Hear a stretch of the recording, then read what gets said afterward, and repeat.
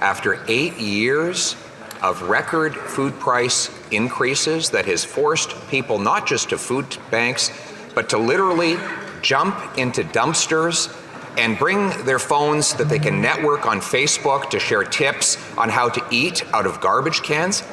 In Canada, life was not like this before this Prime Minister, and it won't be like this after he's gone. In the meantime, we'll at least have the humanity to cancel his April 1st 23% tax hike. All right, folks, so we had a pretty spicy question period, and that's because on Wednesdays, Trudeau has to be in the House to answer questions. Now, he was getting grilled by everybody, but as you can see from the opening video there, Pierre was trying to tell Justin about his unaffordability and how it's causing people to now dive into dumpsters to get food because food banks are being overwhelmed and they actually don't even have enough supplies to give anybody. So now people are moving to diving into dumpsters to get food, which, as he pointed out, is extremely sad in a place like Canada. But that was just one aspect that Pierre was going after today. And I would say Pierre kind of went off the rails in terms of he just went after everybody. It didn't matter if you were Liberal, NDP, the Bloc. Pierre had you in his crosshairs and he just went after everybody. But before we get into that, I want to play this little back and forth that Pierre and Justin had in terms of the numbers that we already kind of covered a few videos ago. But Justin keeps trying to peddle that 8 out of 10 families get more money line.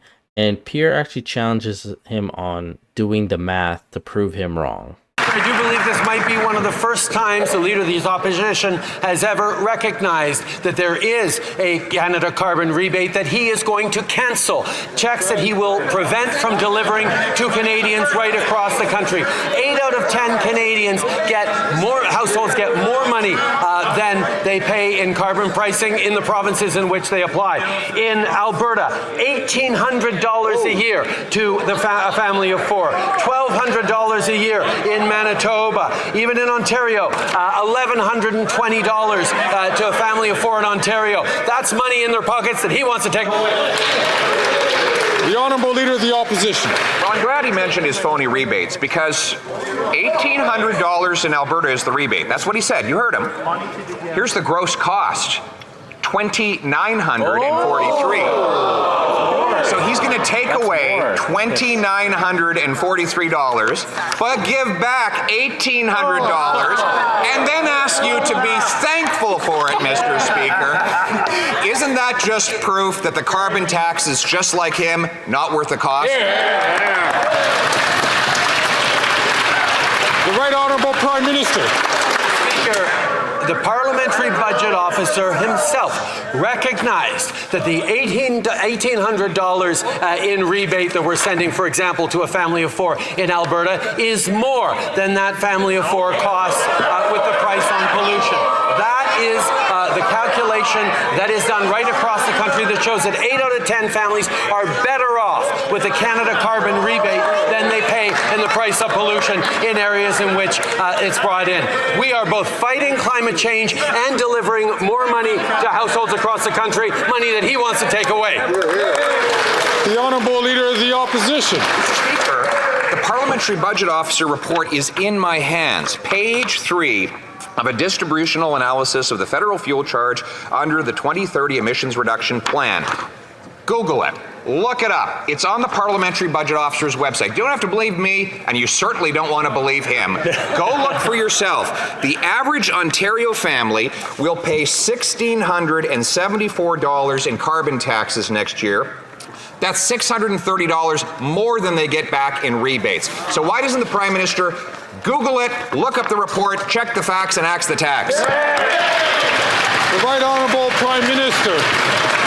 Mr. Speaker, the first and base conclusion. The Right Honourable Prime Minister. Mr. Speaker, the first conclusion of the Parliamentary Budget Officer is, in the math, on the face of it, 8 out of 10 families get more back through the price on pollution, through the Canada carbon rebate. Now, this is where this little debate starts to get interesting because, again, Trudeau says on the face of it, and this is where Pierre starts to call him out because As we looked at it a few videos ago, the distribution analysis of the federal fuel charge, when you go down to household net cost for federal fuel charge, the fiscal impact, this is what Trudeau's talking about.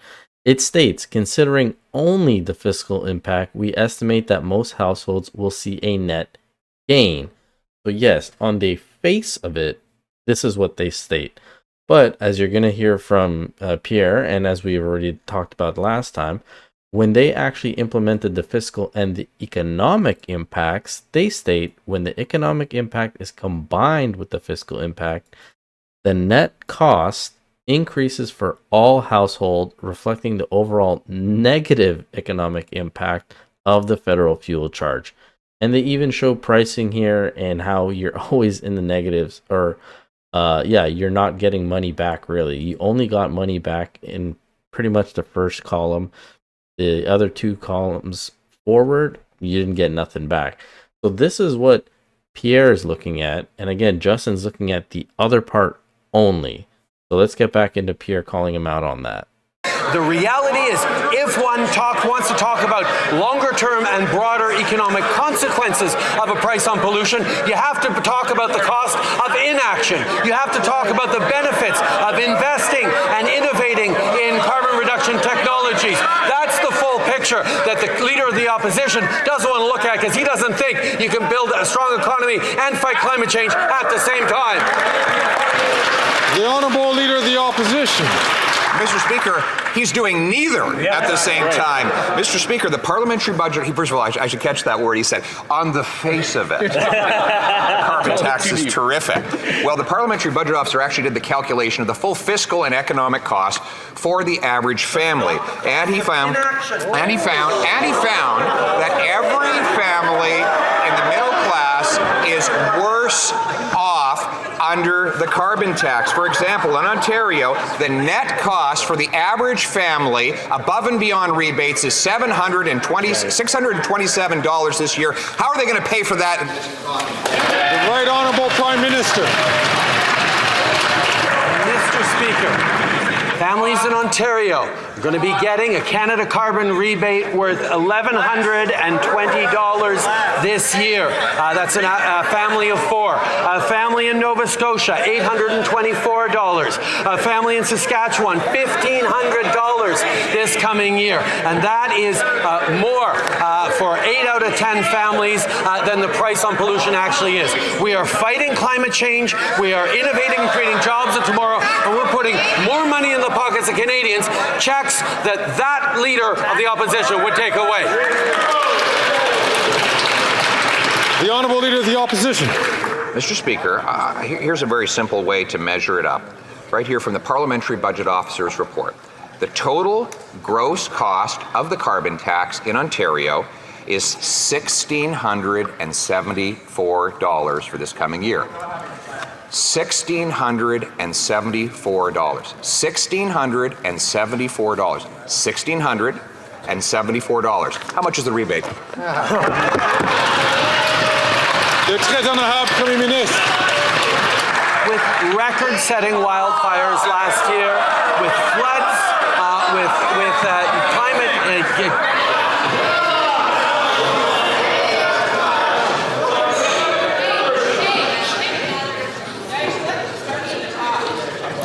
Good suggestion, the Honourable Prime Minister from the top.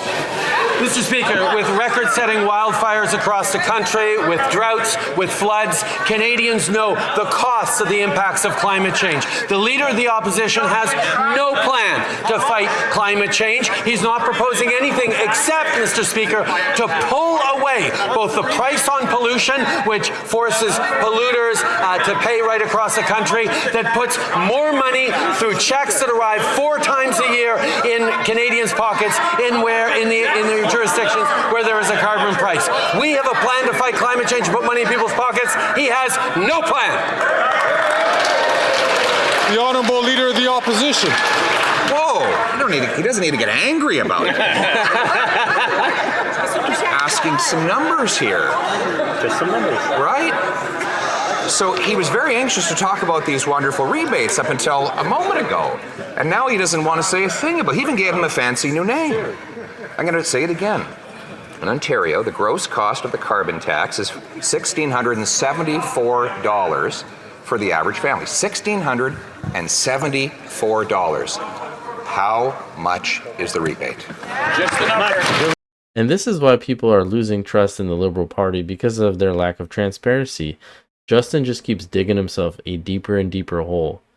As Pierre states, it's $1,674 for a family of four to pay into this carbon tax. And Justin stated earlier that they'd be getting $1,120 back. Well, clearly there's a $554 discrepancy there that they're losing out on. So these families are actually not getting more money back. 8 out of 10 families are not getting that money back. And Justin does as Justin does, where he starts to talk about wildfires and divert the question and the answer and all that stuff. And again, they call him out on it. But as I mentioned earlier, Pierre kind of going off the rails, he starts going after the Bloc and talking about how they're basically in bed with Justin and the Liberal Party, and they are supporting the Liberals. Well, Mr. Speaker, we need to wonder what the Bloc Québécois leader was thinking when the Prime Minister asked him for $24 million for an application that was supposed to cost $80,000. And the Bloc leader, he said, yes, absolutely, no matter the cost, we will vote in favor of it for millions.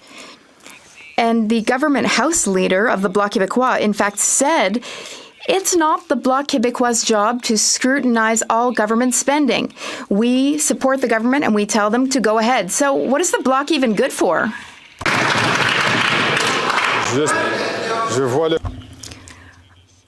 The Prime Minister is rising to answer the question, but I would like to remind members that it's important that questions during question period relate to the administration of government or committee business. The Right Honourable Prime Minister. The leader of the Conservative Party asked me what the Bloc is good for. I find that question is hurtful to Quebecers. Even if I may disagree with the Bloc Québécois and their desire to constantly pick fights, the Bloc Québécois was elected by Quebecers. Those Bloc Québécois members of Parliament sit in this House and they do their jobs. The party across the way disrespects Quebecers. They disrespect mayors in Quebec. On this side of the House, we have work to do and we're doing it.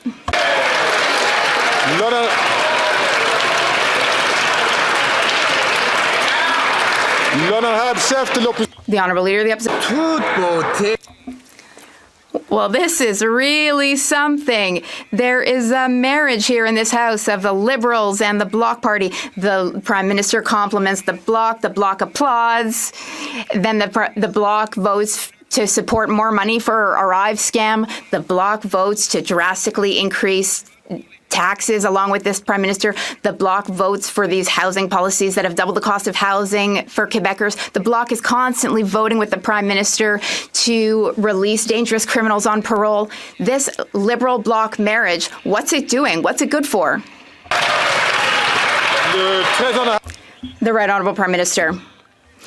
Mr. Speaker, it's very clear, once again, that the Conservative Party disrespects Quebecers. Not only do they disrespect Quebecers, but they also disrespect democracy. Mr. Speaker, I have spent my entire political career fighting for federalism in Quebec and fighting for a united Quebec. Often that has involved being against the Bloc Québécois, but I have always respected Bloc Québécois members. I respect anyone who runs to represent constituents and who represents them here. The Conservatives' disregard for democracy and for Quebecers should be of concern to all Quebecers and to all Canadians. The Honourable Leader of the Opposition. Mr. Speaker, I just keep asking the same question, and it's the same question that the Premier of Quebec asked. François Legault asked this question. He asked, what does it do to vote Bloc? Well, we know what it does. We know what it's good for. It's good for the Prime Minister. The Bloc Québécois votes with the Prime Minister. They voted with him to drastically increase taxes on carbon and diesel. They voted with the Prime Minister to ban hunting rifles in the regions of Quebec. The Bloc is voting to release criminals and increase waves of crime on our streets. So when you vote Bloc, what you're really doing is supporting the Prime Minister. The Right Honourable Prime Minister. Mr. Speaker. Once again, what I hear is contempt, disrespect and contempt for Quebecers and for democracy. What I didn't hear, though, was a question. And on that note, I think that's where we're going to stop the video. It was very interesting to see Pierre do that. Normally, he just kind of attacks the NDP, obviously, because they're supporting him. But now it looks like he's trying to fish those Bloc votes to come over to his side by trying to paint the Bloc as in cahoots with, you know, the Liberals. And people are tired of the Liberals, then maybe they won't vote for the Bloc. They'll actually vote for the Conservatives. So we'll see how that goes. But as always, that's just my opinion. Love to hear from you guys. Let me know in the comment section below.